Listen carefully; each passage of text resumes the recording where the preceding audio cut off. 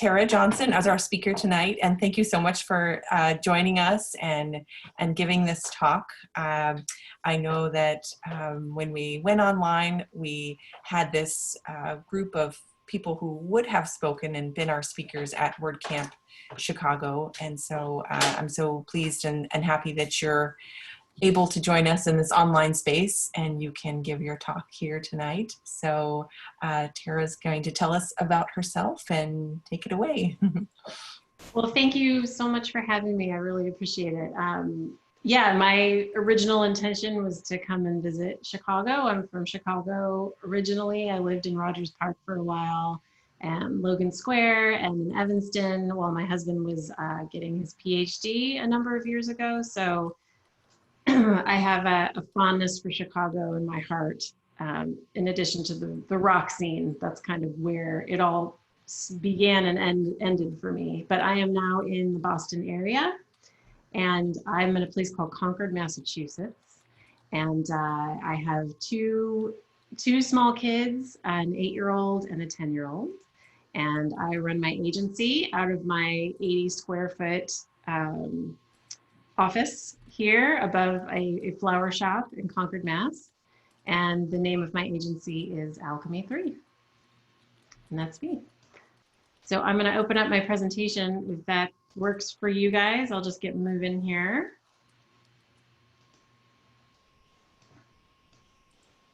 Oh my goodness. Sorry guys, now you can see my my checklist. Let me close that out. I was checking on things I need to assign to my team. Hold on one second. Let's try that again. All right, there we go. So this is me. The name of my presentation is How to Keep Your Clients on Track, Engaged, and Singing Your Praises.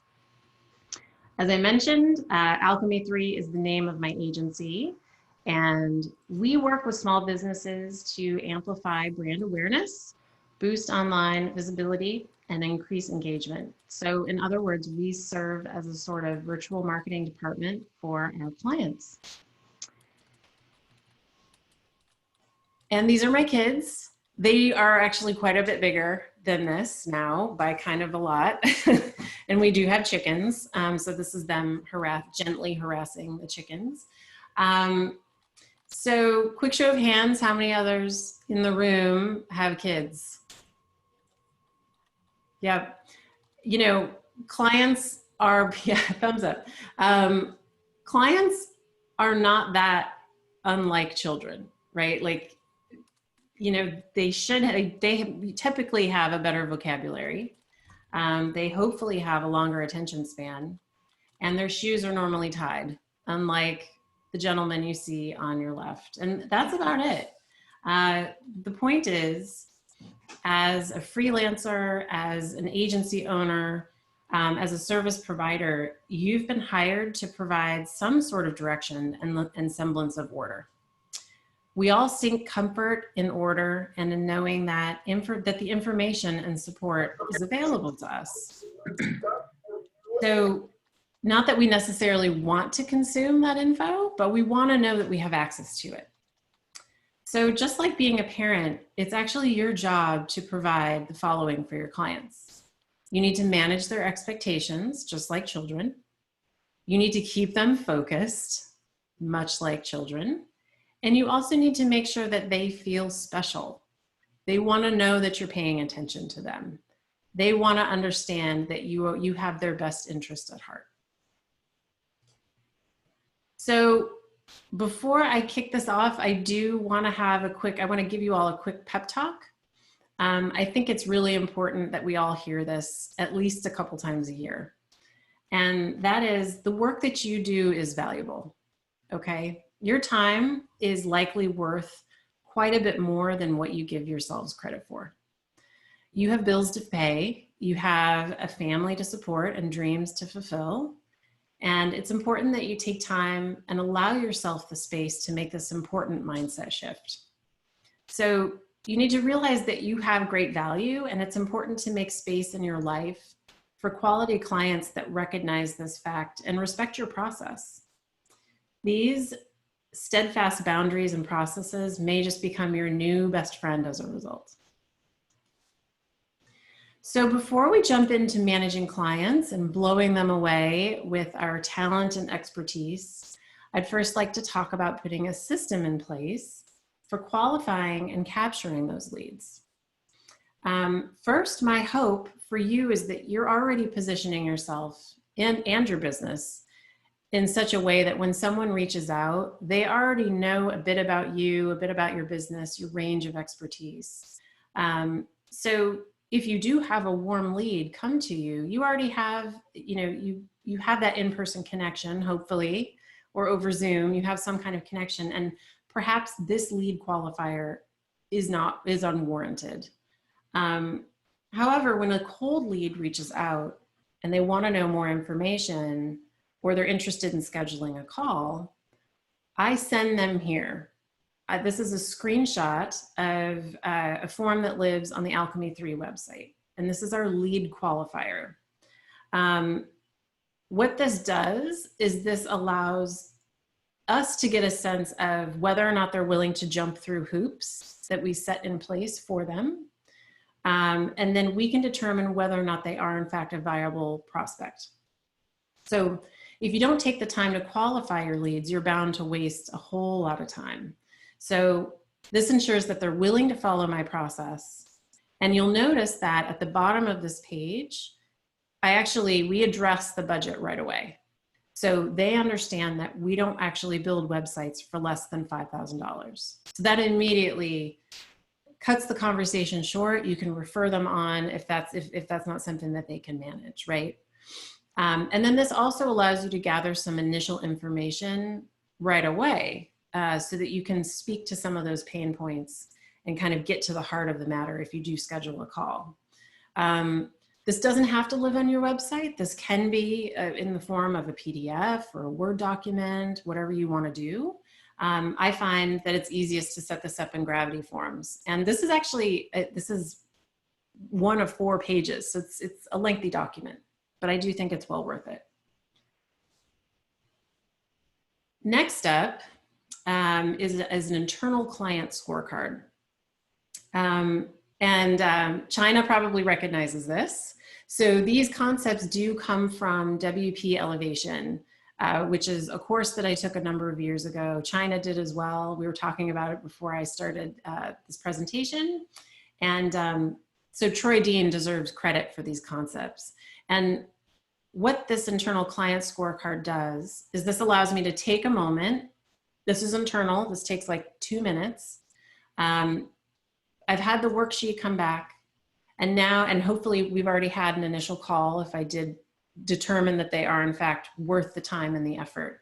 I take a look at their budget to make sure that they have the money. I think about the project itself. Is it interesting? Am I passionate about this work? Is it going to be a nice piece to add to our portfolio or our online case studies? And then most importantly, there's the respect piece. I need to make sure that they're willing to trust us and see us as experts, as opposed to coming in hot, feeling like they always have the answers, right? Because that's clearly not going to be a great working relationship. So I consider those 3 things, and I give them a score of 1 to 5 for each of those sections, and then I total up the score. So 3 to 6 is a nope, 7 to 11 is a maybe. That's probably a question of how fun the project would be. And then 12 to 15 is a solid yes. So let's assume that your scorecard is an A++ and you've given this prospect a solid 15. So now let's talk about the fun part, which is making the pitch, getting the business, and gaining your client's trust. So first of all, I want to encourage you all to make sure that all of the decision makers are in the room. So anyone who is going to be signing a check or making those sort of budgetary decisions, you want them there, and it's a waste of your time for you to show up and to not have your time respected in turn. So I have rescheduled appointments, right? If it's just like myself and their assistant, that's not going to fly. I need to make sure that the decision maker's there. You want to appeal to the emotional brain. So they actually need to decide that you are a friend and not a foe, right? People don't like salespeople. Our brains are wired in such a way that we have our haunches up if someone's being salesy. So don't talk about yourself the whole time, because nobody likes a narcissist, first of all. And secondly, you want to make sure that you're speaking to their specific industry and niche as much as possible. So make sure that you're doing your homework. And it's not about you. It's not about your company. It's about them and the pain points that they're trying to solve. The brain. All right. So as we all know, and especially as the internet becomes more and more of an integral part of our lives, we have a frighteningly short attention span. And the same thing goes for our clients and our customers. So don't beat around the bush. Try to eliminate the small talk as much as you can. The best way to resonate with your client is to gear your information to what's in it for them, right? You need to appeal to that right brain first by connecting the dots and appealing to their needs, goals, concerns, and then opportunities as well. Once you've gotten the emotional brain's attention and made it clear that you're helping them solve a problem or pain point, you're more likely to get that full attention. So to summarize, right, you want to make that connection first and then give the facts second. Focus on the results as opposed to the amount of work that's going to need to go into the project. And make sure you're doing your homework, right? Dig into the industry, figure out what they're all about, try to put yourself in their shoes. So you got the gig, right? It's very exciting. Hopefully you got the down payment. They're paying 50% up front. Now you want to make sure that you're leaving no stone unturned. You want to have crystal clear contracts. And I have made all of these mistakes, right? And I've learned clear contracts are essential. So you want to make sure that they're very clear on expectations, not just from your end, but from their end as well. So you want to cover payment terms, obviously, copyrights, sign-offs. We have a mandatory sign-off schedule for the various phases, termination, all of that stuff. Hire a lawyer and just get it done. Because anything that isn't covered in that initial contract is bound to come up. Get clear about your process and gather as much information as you can up front. And make a solid effort to communicate how that project's going to roll out. So, what tools are you using? Is there a learning curve if the client is expected to use those tools? Is it necessary to maybe make a couple of quick video tutorials and have a small library for them to have access to? Schedule regular recurring check-in meetings if it's a big project. Make sure that there's content due dates, which I'm going to talk about a little bit more in a second. That's like the bane of everyone's existence is content. You want to make sure those things are covered up front. So once they've signed on with us and we're excited to get started, I think that an onboarding document can be a really helpful tool to set the tone of the project and to give them something tangible that they can refer back to. You want to make sure that they understand that they are in good hands and that you've got your bases covered, you have a process in place, and they can always refer back to this if they need. So this is going to welcome them, right? And you can do this. This can be a document that's attached to an email. This can live on your website as a live document. It could be a downloadable PDF, whatever works best for you and your team. You could send this to them and then also make a welcome video if you want to get extra fancy. I use Loom way too much. I think it makes my team insane, but it's just easier to talk through things. And especially now in the age of COVID, it's nice to see people's face, right? It'd be nice to have that kind of personal touch. So this document gives you an opportunity to let them know how they can best get in touch with you.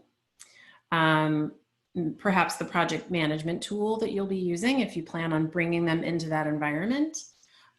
General expectations, right? So feedback and revisions, how does that go down? How many do, you know, how do they collect that feedback and submit it to you? After the project, is there a web care program that you have to offer them once they've been off, once the site has gone live? And once this goes out, I also ask for key info right away, information or credentials that are essential to ensuring that the project is a success. So Google login information, WordPress admin access, cPanel access, all of that good stuff, because once the project gets rolling, you don't want to have to back into that. Clients get busy, they disappear. You need to have all the tools that are necessary to keep the momentum going. Okay, so we've implemented this tool. This has been kind of a fun tool to experiment with over the past year or so. It's called Client Portal. It is a WordPress plugin. And what this is a very simple dashboard that lives on your website that you can create on the behalf of your clients. And it allows them to access everything from one place. So you can summarize that welcome document, right? Which you can kind of see what I've done on the left-hand side. Here's how you contact us. Here's our working hours. These are the general expectations, right? So it's all there for easy reference. On the right-hand side, and this is like as you further scroll down within the dashboard, you can see that there's two parts to this particular project. You have the branding and then you have the website build. And the expected completion date, which of course is 2019. You can tell that I've been giving this talk for a little bit now. So the branding and discovery, you can see what parts of the project have been ticked off so far, right? And what is going to come up next. This portal maps out that project process in a really clean, user-friendly way. Here's another screenshot so you can see, here are the next steps for the website build, for instance, right? We've got the discovery, wireframe, the design, all of that good stuff. And then their assets are all in one place as well. So you could look at the original proposal, the contract, you could send a link, you can add that link where it says check it out. That can go to their Dropbox if you have an environment within Dropbox or Google Drive. So it's nice because this keeps stuff out of email, which is that is my end game, is to keep all of the bullshit out of email because it's crazy making. And then when a client reaches out, you could say, hey, check your dashboard. It's going to be there, right? You could take a screenshot, send it to them, and they're set. And this is secure and password protected, by the way. I should have mentioned that. So it's very, very nice. It's a nice tool. So much like small children, clients want explicit parameters and guidelines, right? So they want to know that they're in good hands. So it's important to set those deadlines and benchmarks so that they can kind of follow along and, know that you're motivated to get this done and out the door. So we like to create a sample timeline for our clients. Some clients care, some don't, right? That's kind of how it is with some of these value adds, be it a dashboard or a timeline. But this is a nice offering for clients. They can print it out, they can hang it up. You can refer to this over the lifespan of the project. And you could link this from your client portal. This is available to them to sort of track what's happening. It it's also nice because it shows them that content is due at the beginning, right? That could be a conversation that you have early and often, that, you know, if they're expected to provide that content, that project is hinging on the content and they're expected to bring that to the table if that's how you work. It's also a nice reminder that those digital sign-offs are required at the end of each step, which is something that we certainly do. And this also shows them that you're motivated to complete the project in a timely manner. So this is just a nice thing to send their way. So content, the bane of every web designer's existence, right? I have had projects that go on literally for years because I was waiting for client content. It's insane, but that has totally happened. And I have a feeling other people in the room may have had a similar situation. So the content collection does begin with that initial contract and that onboarding conversation, like I mentioned. You want to make sure that that client has an understanding that this is what the project hinges on. This may sound a little harsh, but this is a fairly recent piece of our contract that I've added in, and that is if there's things that we expect to receive from the client, be it content, imagery, feedback, whatever, if you ghost us, if you disappear, we're going to continue with the project for as long as we can.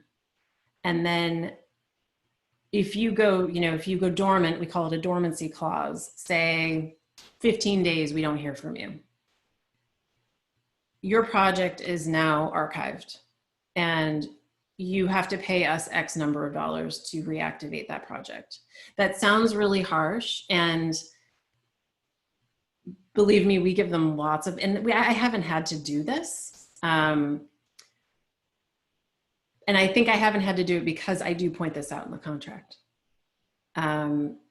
Because it's critical that your clients respect your time, right? You're respecting their time by being timely with what you're giving them and keeping the momentum going. But if you don't have the tools that you need to complete these projects, you got to move on.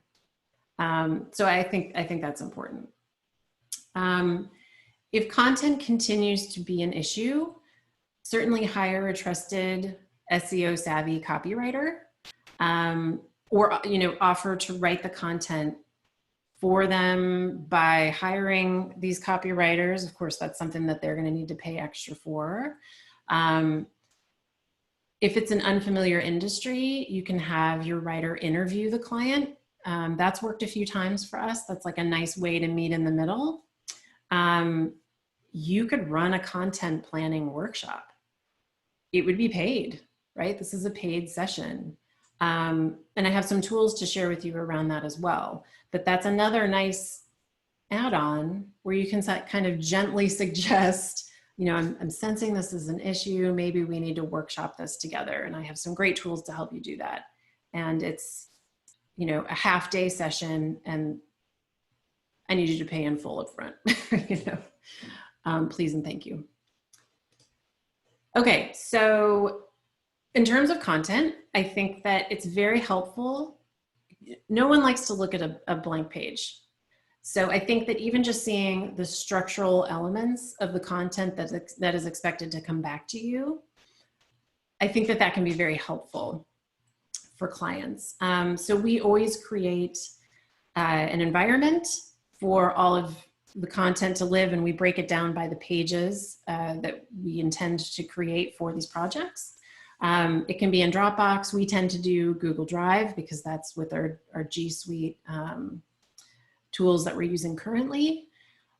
But again, this frees up your inbox, right? I don't want clients emailing me Word documents all day long, and I bet you guys don't either. So we set this up for them, make a quick video and show them where things go. And this is where it can live. And then there's, often you can workshop these things together in editing mode or making comments and things. So that's a nice way to collaborate as well within these environments. Okay, so The content workshop idea that I mentioned, there's this really lovely resource called the Content Creators Planner. And this was created by Kim Doyle, who is an entrepreneur. She's a friend of mine. She's a podcaster and a content guru. This is a really wonderful mapping of content. This is a blueprint for, I think, a year's worth of content. You can use this as a blueprint for your business, or you can use it to run client content workshops. You can grab one of these and pull out the good stuff, the juicy bits, and kind of create your own workshop, right, that you can walk your clients through. I'm going to include a link to this resource I have a link to the slides and to all kinds of information, so that will be there for you guys. And of course, email me if something's goofy and you can't find it. But this is a really wonderful, like, she's just done all of the work for you. It's amazing.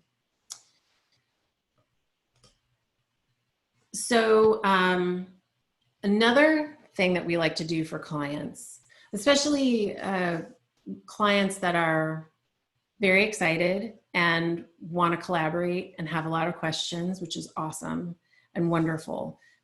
But there's a time and a place for it, and it's hard to get the work done if you're constantly fielding those questions. So if it's a larger project, like I mentioned, make sure that you're setting recurring check-in meetings, and or you know, whether that's weekly or bi-monthly or whatever. And in the meantime, when a client has a question, or if they're curious about the progress of the project itself, have a Trello board that they have access to. We usually create 3 or 4 columns. Here you can see there's a wish list. So perhaps this is a retainer gig and we're doing marketing work for them. And they have a series of things that they want to address. Put it in the wish list pile, and then we can talk about it at our next meeting, right? We can talk about, like, is this really necessary? Do we have the budget? Should this take priority over the other things that we talked about and that we're currently working on, right? In progress, they can see what you're working on now. And then of course they can see the long list of things that have been completed since you spoke last. So this is just, again, a nice visual and another nice way to keep things out of email. So now that you have a system for collecting what you need from the client, you now need to establish regular points of contact. So remember, clients want to feel special. We all want to feel special and valued and heard, right? So always be thinking about how you can add value. Surprise your clients when you can and stay top of mind as often as you can. So here's some quick tips to that end. I would recommend thinking about integrating some of the following ideas. So one of my favorites is to under-promise and over-deliver. Be super generous to yourself and your team, and always be sure to add in lots of padding to the timeline. So I do love to, like, someone will ask for something and I'm like, here it is. Yay, it's done. You know, aren't you so excited? But the thing is then they get really used to that happening quickly. And so you're setting expectations. So it's you need to strike that balance and surprise them once in a while. Oh, by the way, we also did X, Y, and Z. I was thinking about you and I thought this might be something you're interested in. So when you're setting deadlines in particular, you want to set them in a way that allows you to be ahead of the game when you're hitting those deadlines. Maybe, you know, consider sending out weekly updates. These can be really quick and templated emails. So, you know, here are the tasks that have been completed.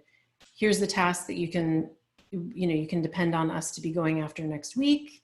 And here are some things that we need from you. Done. You know, it's like a 3-minute email. It can be templated. You answer a couple of those questions and send it out. And it's a nice, easy touch point. Email curfew. Again, I kind of have a love-hate thing with email, and it's so important that we are not expected to live in our email, right? That we're not expected to get back to the client within like an hour of them sending an email. It's just not, it's not a healthy place to live. It's not a reasonable expectation. So let them know at the top, and this could be part of your onboarding document. You could even set an autoresponder. You can expect to hear back from me in 24 hours. That is reasonable, believe it or not. Also make it very clear that you do not send emails on the weekend. You might be working on the weekend, right? I am often working on the weekend. But when I send an email, I make sure that it's scheduled to go out on Monday. I never send emails on the weekend because I do not want that to be an expectation.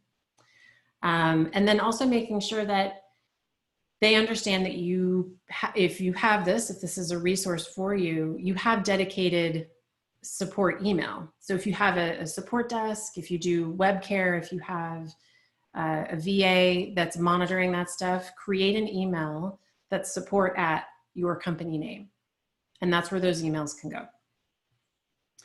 And then of course, the dormancy clause, if a client goes dark for 10 days, 15 days, whatever the case may be, it's going to cost X number of dollars to reinstate the project. Now, I know you guys aren't cold-hearted folks. We're all reasonable, and, you know, especially now, like, things happen, right? Life happens. However, you do have a business to run. So I trust that you can all be reasonable folks around that, but I do think it's important, right, that people respect your time. So just a couple of quick comments on value adds and things that you can toss into the mix to keep your clients engaged. Running regular webinars. People are looking for additional ways to connect right now. And for a while I was running webinars in a closed Facebook group, which can also be really helpful. Just a nice way to touch base and be helpful and give people kind of a bright spot in their day, hopefully, and just engage. And getting in front of people. If they see your face, if they hear your voice, it forges trust over time. And it feels good to help people. The client dashboard, right? So creating that, making sure that they have access to that. It's not difficult to do. And I think that clients do appreciate that that special touch. Consultation calls and check-ins, perhaps you want to offer those up a couple times a year to clients to be like, hey, we haven't checked in a while. I want to know how you're doing. I'd love to hear about how your business has changed, how we could maybe help you over the course of the next few months. Here's some ideas that we have. And don't charge them for it. Just be like, I just want to help. I know your business to a certain extent, and I would like to get to know you better. And then I also mentioned the closed Facebook group, which I think it's a nice way to stay in front of people. So the project is finished. Your clients are super excited. You built a website, they're thrilled. Maybe you've increased online sales by like 300%, I don't know. Whatever the case, now is the time to strike while the iron is hot. So before you go celebrating or you are hitting the bars, or I guess we can't really do that now, whatever, drinking in your room in the corner, sadly snuggling your kitten or whatever, this is the perfect moment to ask for a review. And I don't just mean a testimonial, I mean like a legit Google, Facebook, Yelp situation. That is worth its weight in gold. And you know, that's the heart and soul of our business. And it's really important for other people to be able to read what others think and have to say and get a sense of what that experience was like. So, you know, if they're happy and they're thrilled, say, you know what, it would mean the world to me to have you go and say some things on the internets for us. That'd be awesome. You know, try to work this into your process as much as you can as well. Set a reminder, make it, you know, within Asana, figure out where that lands within your process. And, you know, ask for referrals and ask them if they're looking for referrals, right? Like you're looking out for them as well. You have a solid sense of what their business is about, and we want to help each other. That's it. That's all I have. Here's a link to the slides and the resources that I mentioned. There's like some affiliate link stuff on there, links to other tools that I mentioned. And that is it. I hope that that was helpful, you guys. I hope you got something out of that. Wonderful. Thank you so much, Tara. That was awesome. You're welcome. Such valuable lessons and tools and perspective. Good. I hope that was helpful, you guys. I would be curious, could you tell us a little bit about like how you came to WordPress or your background before you Sure forged your agency? That's a really good question. So I hated computers for a really long time. I actually got my degree in photography a long time ago before things went digital. And I was just living in the studio and I didn't want to have anything to do with computers. And then everything went digital and learned Photoshop, dug it, really got into it. And then, photography was kind of a segue into graphic design, which gave way to, ultimately, I'm not a great fit. I'm not good at corporate America. That was also part of it. I would try to work for other people and I would get bored and frustrated. So it was a lot of freelancing in the beginning and learning how to build sites on my own. And that was the natural progression to WordPress. Yeah, I love small businesses and I love helping people and I love being able to do different things every single day, which is really key to keeping me interested. So, and then I eventually learned I can't do it all the time. And that's when I started to slowly build a team. Yeah, it was a weird journey, but here I am. Great. Other questions anyone has? You can go off mic. I know there was a question in the chat about your client portal, but I think that Paul found it. It's called Client Portal. Is that right? Portal. Yep. Okay. Yep. Great. Very good. And I think I may have gotten, I do love AppSumo. Does anyone else do AppSumo? Oh man, it's a problem. So I'm fairly certain I got an AppSumo deal of some kind, some sort of lifetime deal for that.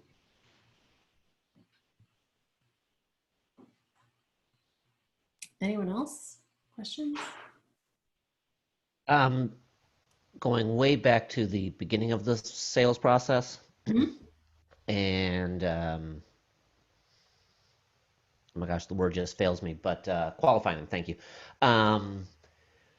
Do you use a system of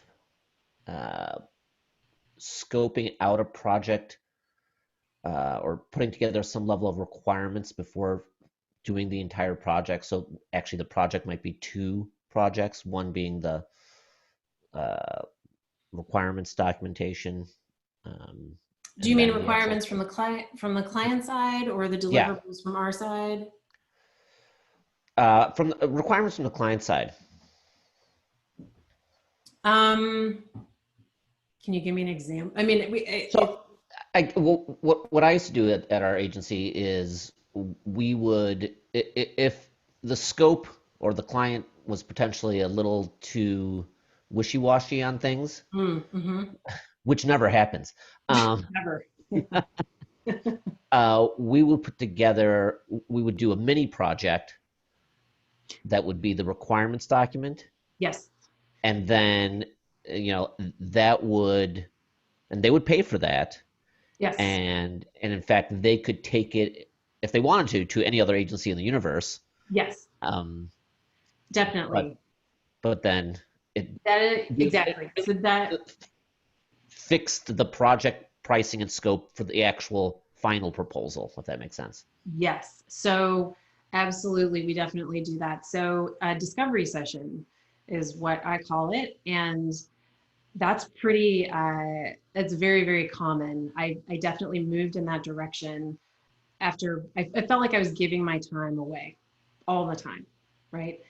Trying to get a sense of what they were looking for. And then once you get all of that information, then you got to sit down and write the proposal, Yep. which is another, 3, 4, 5 hours worth of work in some cases. And then you're like, I don't even know if they're going to sign this. So yes, we do a lot of discovery sessions, which is a range, right? So it's usually around, say, $750. We sit down with them for 2 hours. We record the session. It's a lot of mildly annoying questions that need to be asked. So it's a lot of a deep dive into their business, into their target market, into their audience, into the assets that they have currently, the goals that they want to set for their business. And then we draft a summary of that conversation. And then we have a list of recommendations, which I think, Robert, is probably similar to what you do.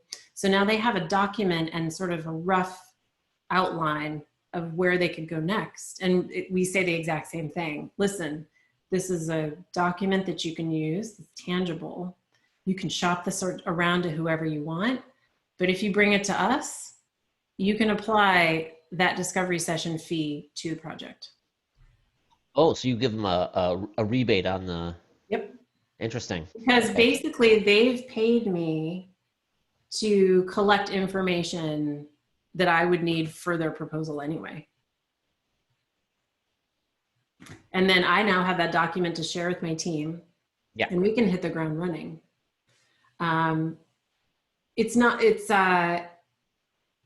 Sometimes it maybe depends on the project. I maybe misspoke a little bit but for the most part, it does apply. If it's I've been doing more consulting, so that's a different animal, and that wouldn't apply in that way. But for the most part, if they're coming on for a retainer project with us, like a digital marketing package, then we'll totally apply that. I liked throwing that out because that was also a qualifier. If a client was willing to do that in a two-step process, Absolutely. Yeah. that let us know that that's a much more serious and professional client.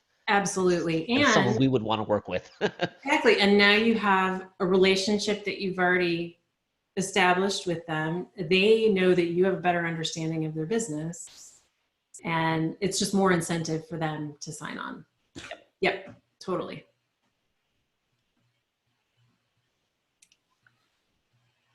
When you got to a place where you couldn't do it all on your own, how did you kind of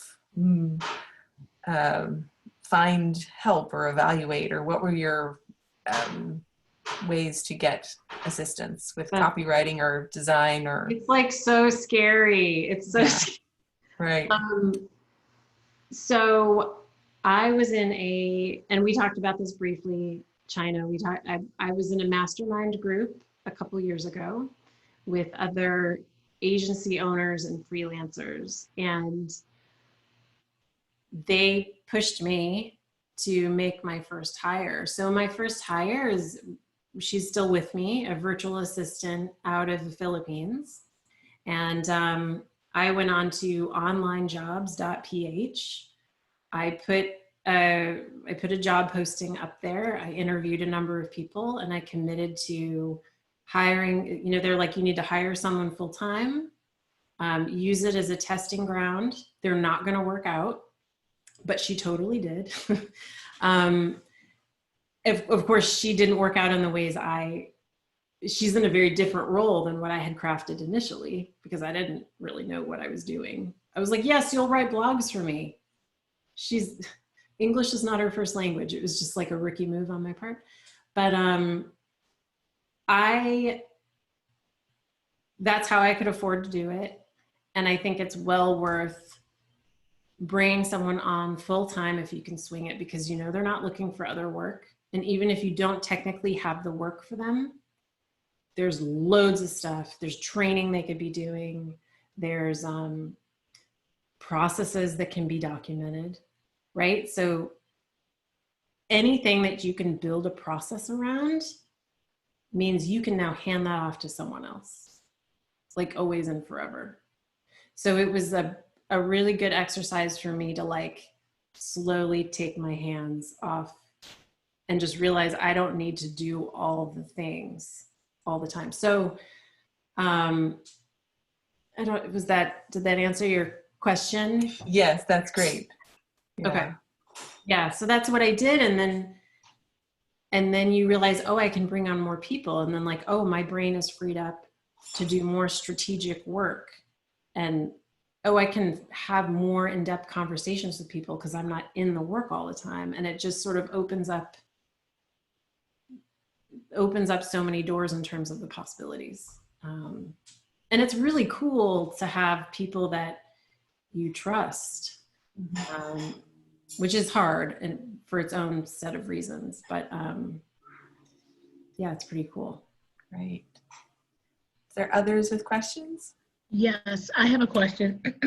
Excuse me, my name is Karen Fleshman, and Tom, my question for you is, actually, when you first started talking about the client as the child, as your kids, I was kind of like offended. I'm like, really? You know, I'm like, I'm hoping she never tells her client that, right? Yeah. But then when I thought about it, it's absolutely correct, right? You love your children, you want the best for them, you give them, your heart and soul, and that's what we do for our clients.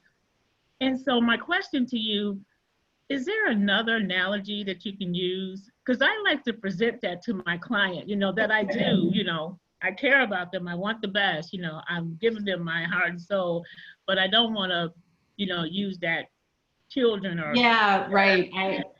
That's right. So I say that in a very loving way, and you're right. I become very, very, very close, almost too close to my clients, and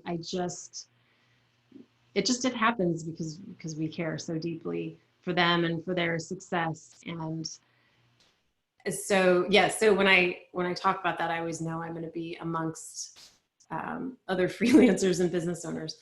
Another analogy, I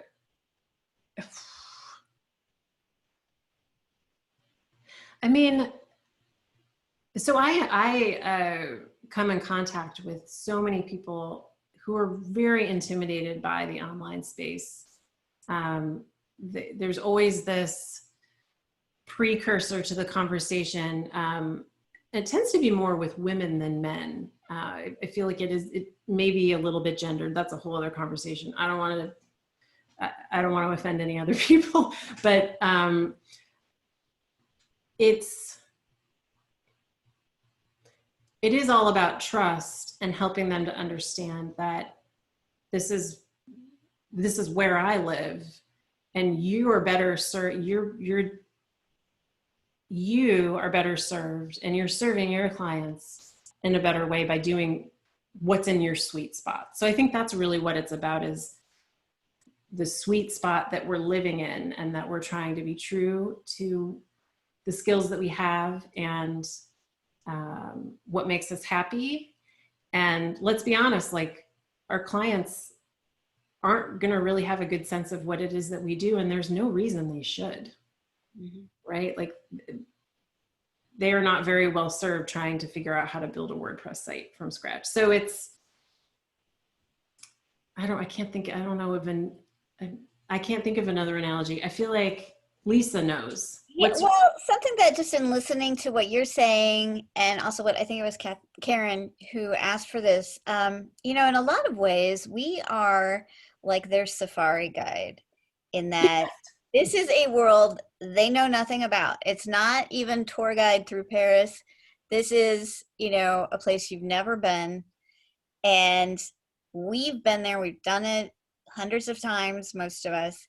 And they get to decide the journey. They know what they want the outcome to be, but we know the best way to get them there. And we want to help them do it. And it covers all those bases of, we want the best for them. Obviously, we care about them on the journey, and we want to do well. And it's maybe just a little less demeaning than children.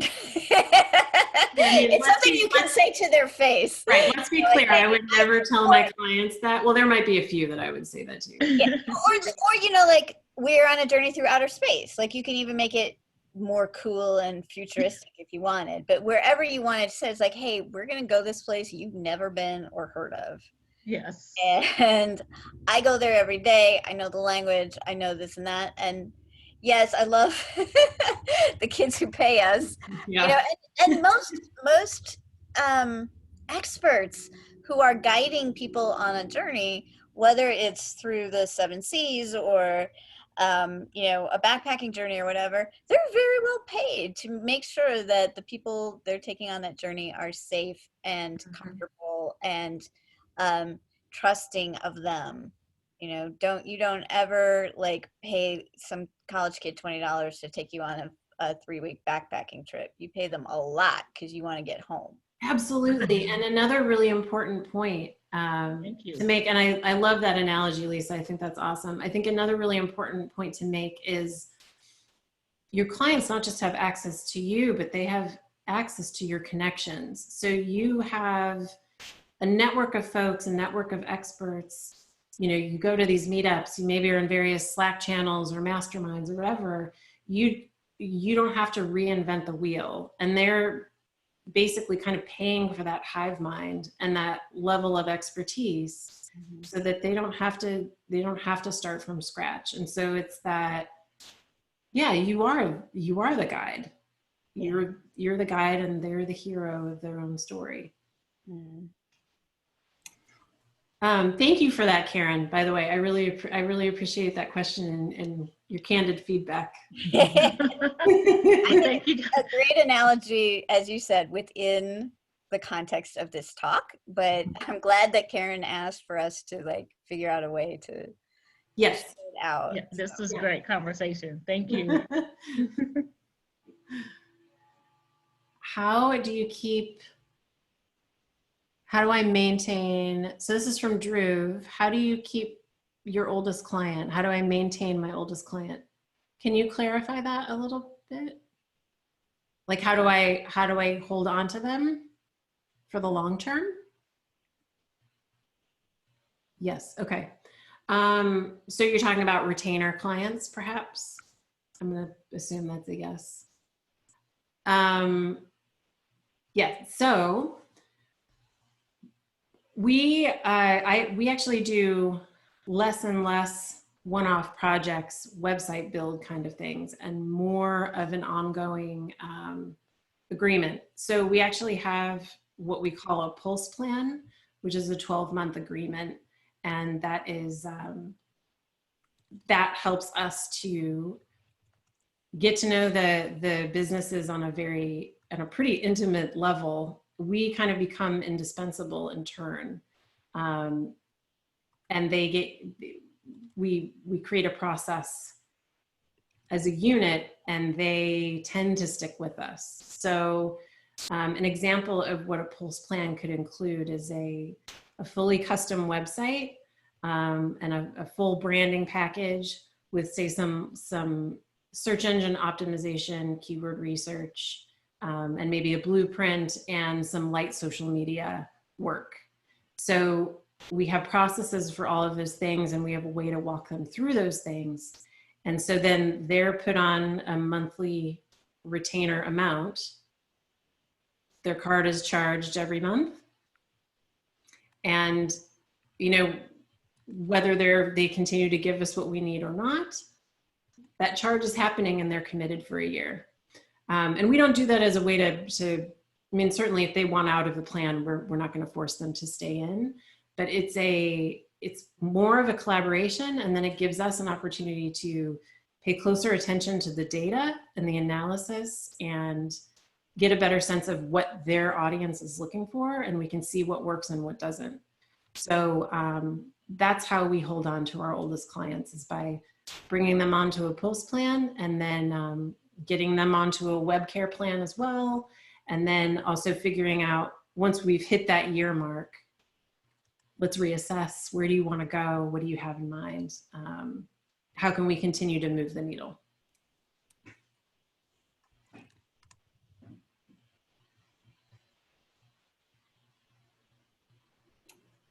Anyone else?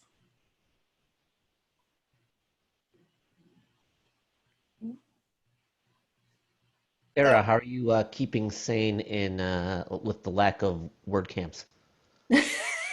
Well, oh, it's tough, man. I mean, I miss word camps. I miss I really miss seeing a different set of four walls. That's kind of like word camps were always my excuse to just get on an airplane and go meet some new people and hang out for a little bit and just see a different part of the country, or yeah, see a different state for a little bit. I'm not sure if I'm really staying too sane. I'm also an introvert, so you would think this would be introverted paradise, but it's really reaching a point where I'm like, I'm over it. So I think we all are. I mean, I'm knitting a lot. I'm watching a lot of Netflix.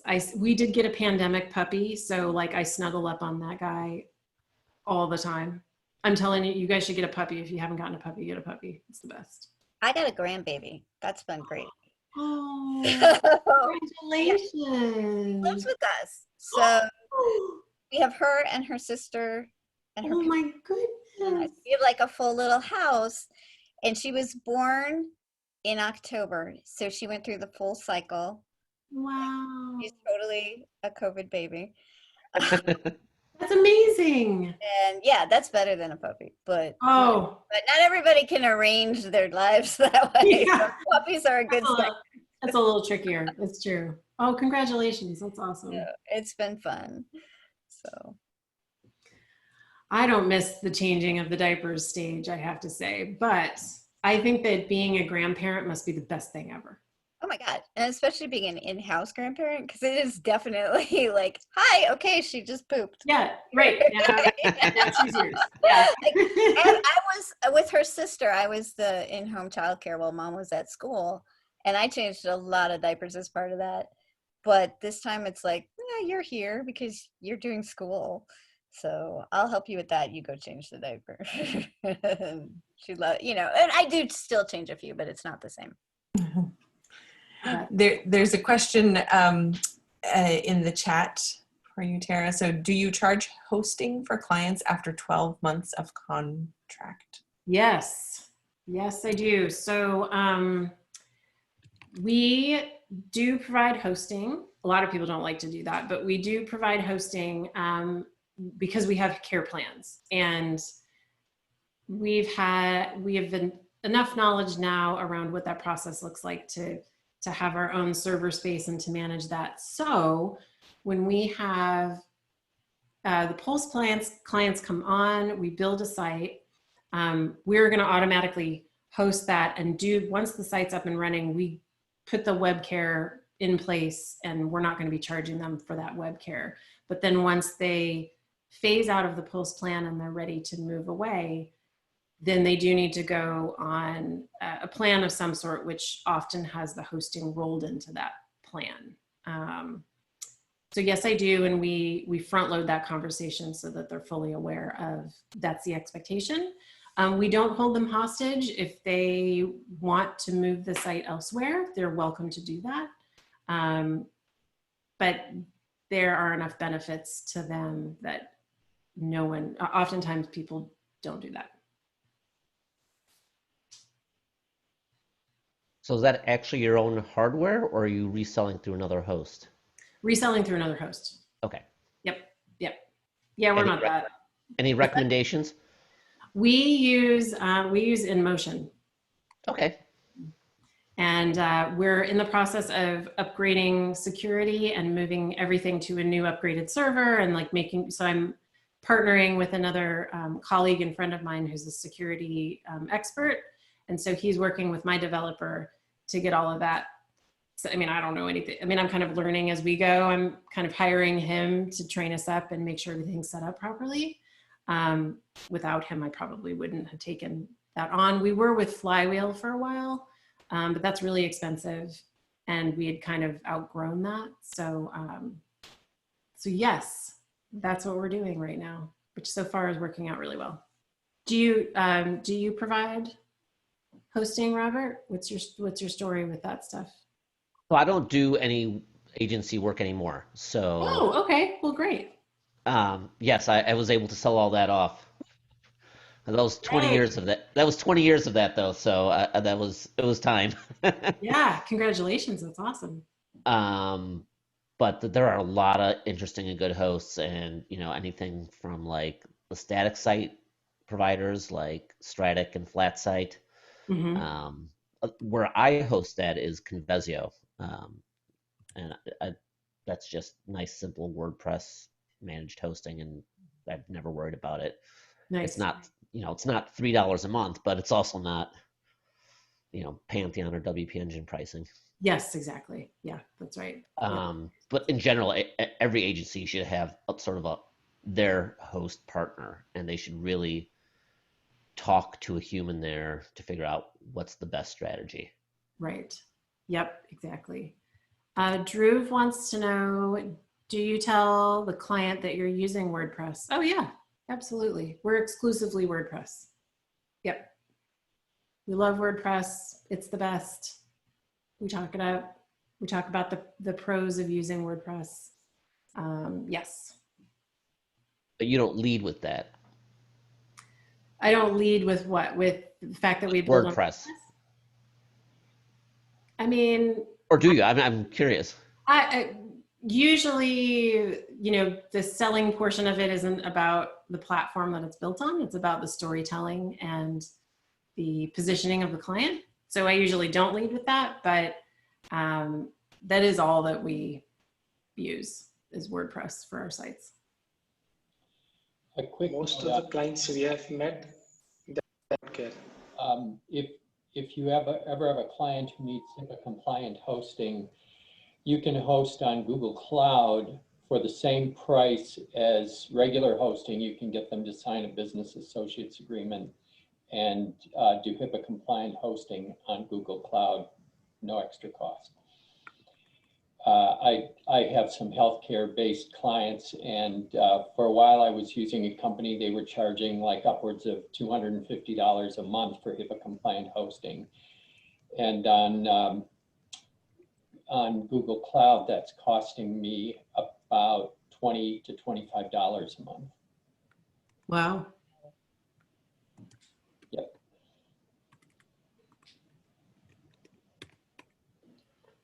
It does take some techie kind of figuring things out, but once you get the hang of it, it's definitely worth it. Awesome.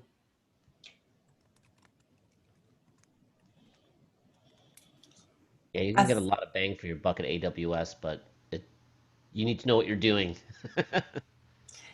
Did you have a question, Asim? I was just saying that most of the clients we have met, they don't care whether we use WordPress or any other tool. I've never found a end user who has come to me and said that I want to make a website in WordPress specifically. I get quite a few people who are looking for WordPress specifically. But you're right. Some clients just, they want to make sure that they have a site and that it's on some kind of content management. They can go in and make edits, and it's so important that they're empowered to do that and that they have a solid understanding of how to make those edits in real time. Yeah. Do you have cPanel type of stuff in GCP? No, you don't. You don't have anything like a cPanel, but you have a lot of utilities in their control panel that let you do a lot of the same things. It's a little tricky, but once you get it set up, it's not bad. So I SFTP into the files, and you have to do things like how you set up your, you're going to use probably a different provider, although you could use Google to do your domain registration and use the zone records there on your registrar. And then And then from Google, you just get an IP address and you stick it into your zone records and you're good.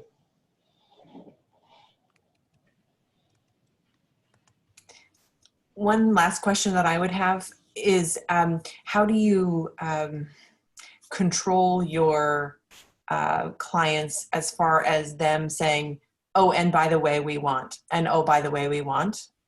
Because I feel like sometimes the minute that I say, yes, I can do that, they say, oh, you can? Well, actually, we'd really like, we were thinking about doing this. And it's like, but you asked for A and now you're asking for A and B.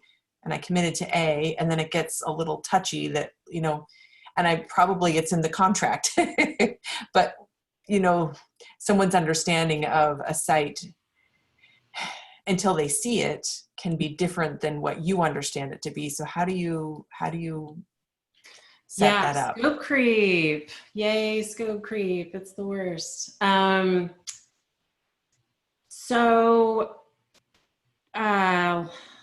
Okay, so this is largely why I have our sign-off process in place.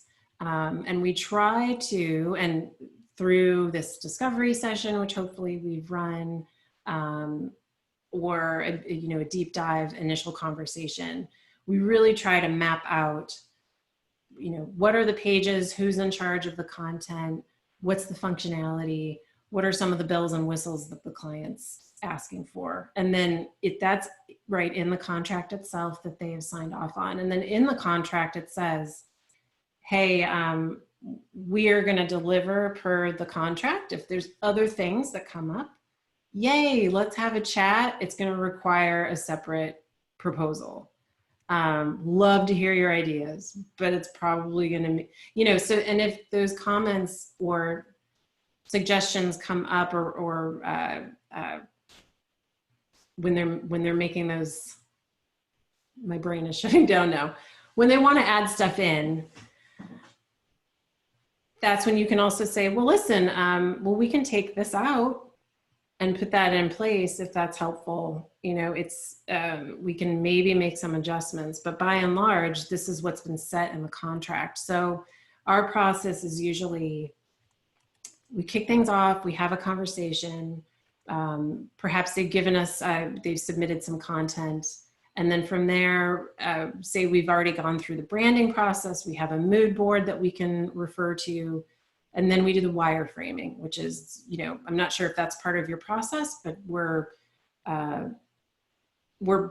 identifying the key organizational components of the site, right? So it's just stripped down to black and white, and then we're kind of roughing out where the content's going to go. Then from there, we have the web comps that we design. So this is what the site is actually going to look like. This is where all the pieces will fit. We only do that once the wireframe has been digitally signed off, and we use HelloSign for that, which is legally binding. It's digital. It's super easy. And this says this part of the project is closed, and now we're moving on to this. And so they also have that, they have to make that connection as well, right? We are moving along. This is closed, and this is now, we're entering a new phase. Once they have signed off on those comps, we are done. We're moving on. Sometimes things come up, right? Like, oh, shoot, I was really hoping that we could do X, Y, and Z. It's just occurring to me now. If it's a one-off website build, then I'm like, we can add that as a line item, unless it's something silly like, oh, I want to add an extra social media icon. Okay, fine. It's not a big deal. Like we're reasonable. But, oh, I want to pull in my Twitter feed to the footer of the site, and I would really like to have like my clients sign in and leave comments or something. Like, no, that's going to require a separate contractor proposal. If they are on a retainer agreement with us, then there's a little more wiggle room, because it's like it's kind of in a different category for us. But I hear you. Scope creep is no joke. and it drives me bonkers. And that's why I want to front load, and I want to be as clear and concise as possible, to the point of being almost annoying, so that they very much understand what's expected. And you know, and I want to encourage you, China, to, if you're not doing discovery sessions, that's a really great way to dig into those things, really clearly identify what the deliverables will be, and get paid for it, for identifying those pieces. Great, that's helpful. Thank you. You're welcome. Any other questions or things we've had? Any other last thoughts? China, that was a great question. It's all about managing that scope. We would always just say to people, oh, that sounds like a great idea for phase 2. Yeah. Oh, exactly. Exactly. Yeah. Right. All right. Great. There's one question. If there is something which client needs and you have to learn that, it's not possible for us to learn 100% of WordPress. So do you charge for the time which you spent in learning? No, because I know people that I can hire to do the thing. So it's not how, but who in my world. That's what it's become. So if they are, and you know, it's also a level of experience, and you know, I've been around the block a few times, so I kind of know how these things go. There was a time when maybe clients were paying me a little bit to do some learning, but listen, they were getting a screaming deal anyway. But I would say build your contacts and community and get to know who's good at what. And then you can be that problem solver and connector, and really leverage those relationships. So yeah, for me, it's, yeah, we can do that, and I will figure it out because I know enough people that can do the work. You look confused. Did that not make sense? No, I understand Okay. that part. I mean, if you hire someone, he would also need to learn few things at certain point of time. He would also need to upgrade himself. And suppose a client wants something in a particular specific way, and you or your team member or a person you know has to upgrade himself for that, or there are new skill sets which he has to learn. So in that case, what do you think? Should it be chargeable to the end client, or is it like you learning should be on you? I think by and large, your learning should be on you. I think that, you know, it's not, you maybe shouldn't be taking the work if it's not something that you're confident you can deliver.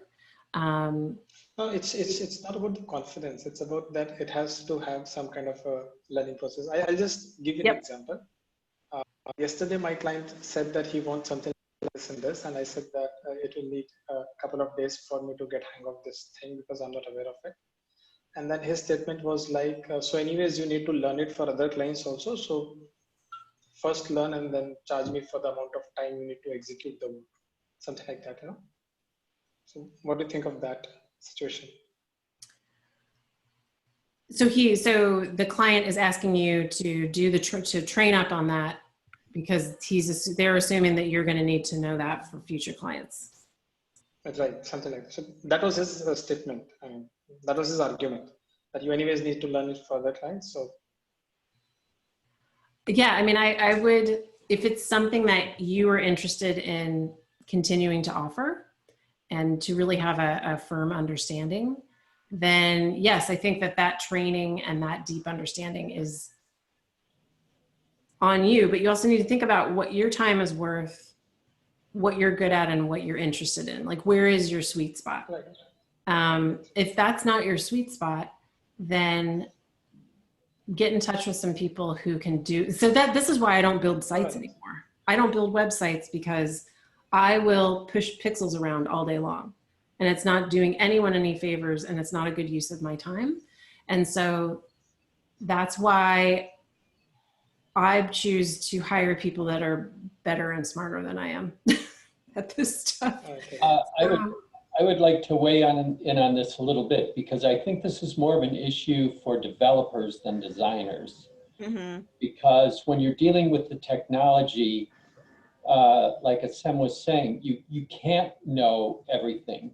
Sure. You know, you have to be constantly learning. Technology is constantly changing, and you can't always remember everything you did even last year. And if you did, it would be obsolete anyway. Right. And that's a conversation that happens a lot in developer space. Like, should you be charging clients for the time it takes you to learn the new things? And kind of what I've settled on, I kind of agree with you, Tara, that I figure if I'm educating myself, I'm not going to charge my client for that time. But to a certain extent, Sam, I kind of split the difference, you know, because it's going to take me a little longer to do that than someone who already happens to know that part of the technology. But so I don't feel comfortable charging the client for my learning time, just like I don't feel happy charging the client for being OCD about things and taking, you know, going down rat holes that I don't need to go down. But I think you can charge for if you figure out what a person who already knows that piece would do it in, I think you can use a little bit of a multiplier and expand it just a little bit to cover your time, but I don't think it's fair to the client to charge them the entire development learning process time. But once you've done that training, you increase your rates for those next round of projects. Right. Yeah, and well, that's true, except that as a developer, the ground is always changing underneath you. So you always have to learn new things. So what you knew from last year may no longer be the newest, latest thing. You've got to relearn and you've got to learn new techniques. So it's an ongoing process. I'd like to add, I would have that built in. I mean, there are plugins that someone may never need until that one client says, I need something that can do this. You're not going to build it from scratch and use that plugin. So you're going to have to do the research to find out what kind of plugin actually solves that problem and learn how to configure it properly, go yada, yada, yada. If you're doing, you know, value-based project pricing, then you're solving a solution for the client. And if there's plenty enough profit and revenue left over for that, it doesn't matter if you learned it, as long as you satisfied your client customer's goals. If you still get the project done correctly in 8 weeks for, you know, that's on budget, so on budget and on time, your client's going to be happy whether you had to learn something or not. That's a really good point. I try to, you know, I certainly recommend avoiding, you know, just billing hourly for a lot of this kind of stuff, because you need to realize that your time will be spent one way or the other, and you should get paid for it. And clients, for the same type of, this is the crazy part, for the same type of website, different types of clients will have completely different budget thresholds. And that may be not based on expectations of how techy you are, but, you know, what else are you bringing to the table? Are you a real corporation with insurance? Okay, great. So that means I get to charge more because I'm paying for insurance. I've done my homework and I've incorporated. And, you know, if something goes horribly wrong, you can sue the company, versus, you know, a freelancer that could disappear. So of course the pricing is going to be different, and the project pricing will be different. And if you're dealing with a large company that values that kind of partner in their, you know, agency work, they will pay more, and they'll be happy to, because they know there's more security around you as a vendor. Mm-hmm. But that's valuable, and don't forget that that's, you know, that's real money to someone, because that means they don't have to get their lawyers involved, because you've already done all the work, you know, with the proper processes, with the proper contracts. You know, that's stuff you spend time on, you should get paid for. That's a really good point. Love it. You guys, I'm gonna have to get going. Yes. Uh, Yes. As my children are texting me via my husband's phone, and my mom is trying to get in touch. I'm gonna have to go. Thank you so much for all your valuable time and insight Yes. and wisdom. It's really, really very educational. Thank you so much, Tara. You're very welcome. Thank you so much for having me, you guys. It's really Yes. lovely to meet all of you, and thank you so much for Great. attending and hanging out with me. I really Yes.